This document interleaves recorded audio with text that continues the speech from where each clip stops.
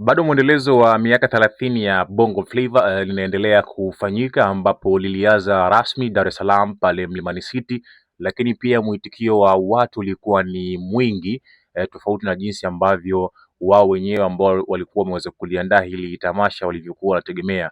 Kwa mujibu wa ndugu yetu Madi, alisema kwamba tulipata tabu kwa namna moja ama nyingine kuweza kuapproach baadhi ya wasanii kwa sababu waliamini kwamba halitokuwa kubwa kama hivi lilivyokuwa kubwa, lakini tumeona kadiri siku zinavyozidi kwenda na mwendelezo wa hili tamasha mkoa baada ya mkoa, mwitikio unazidi kuwa mkubwa. So this means ni kwamba watu wamewamisi kweli wasanii wa zamani. Sasa kuna hii A-list ambapo hapa yupo Jacqueline Wolper, yupo Aunty Ezekiel, pamoja yupo na Irene Uwoya.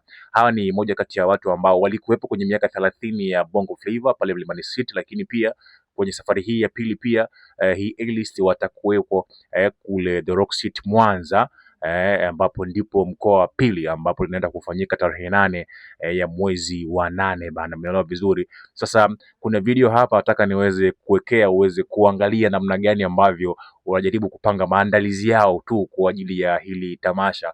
Ni kitu ambacho watu wengi wamekuwa wakizungumziana na hii video ambayo walikuwa wanazungumza hapa kwa njia ya WhatsApp, walipigana video call.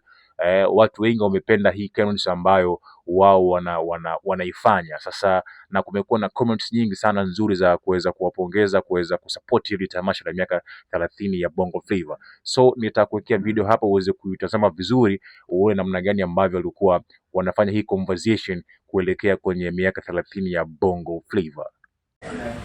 Aeleza mwenyewe ulipo una kelele hatari. Nimesikia 30 nini. Mimi nipo nimetulia. Masaki toka niko na kelele kajao. Nasema hivi miaka 30 ya Bongo Flava. Bongo atukai Masaki inakuaje? Naona kelele imetokea huku Kijichi nilipo mimi. Aunty ndo Kiswahili. Mimi kwa Kijichi na shoot. Jamani tunaenda Mwanza. Aunty uone kama tulienjoy ile Bongo Flava ya Mlimani City. Unatamani kwenda Mwanza? Kiukweli mimi nilienjoy sana. Yaani na Mwanza yaani nataka tu. Kwani Mwanza tarehe ngapi? Tarehe 8. Nimo. Iliyopita ilikuwa noma, watu walijaa, lakini jamani hapana, walikosea kwenye VIP. VIP paka ikaa tena sio VIP, tulijazana sana VIP. Tulikuwa tumerundikwa kwa kweli. No, kwa sababu watu walikuwa wengi na nadhani wao hawakutegemea watu wengi. Sawa, pamoja na yote, Elini kwa nini ulibeba mpira? Aunty afu imekuuma, yani imekuuma kabisa naona. This time tukubaliana, Elini una panic sana. Kwa old school. Ilikuwa tunaingia na kitu gani? So uingie na mpira peke yako. Queen una panic. Kama ni plaster tunavaa plaster wote, kama vilemba kwenye suruali wote.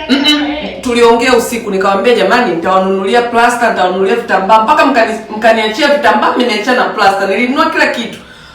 Lakini hamkuvaa, ila kwa sababu mliwahi kwenda. Acha, ulikuwa unasema nyitangulieni kwa sababu ulikuwa unataka uingie peke yako na mpira wako. Kajala, mlikuwa mna haraka sana ya kwenda. Niliwaambia subiri. Sasa tufanye hivi. This time Irene fikiria kwanza tunavaaje wote. Tutoke na aina nyingine. Siwe sasa kuvaa kizamani. Tunga, wewe si ndio ulitunga ile idea. You better watch your back. Nawakilisha Mwanza. Wewe nani? Mamba. You better watch your back. Irene fanya booking za hoteli kabisa, tusije tukakosa mahoteli. Hoteli, ticket, kila kitu Irene tunakuachia wewe. Limeisha. Popo.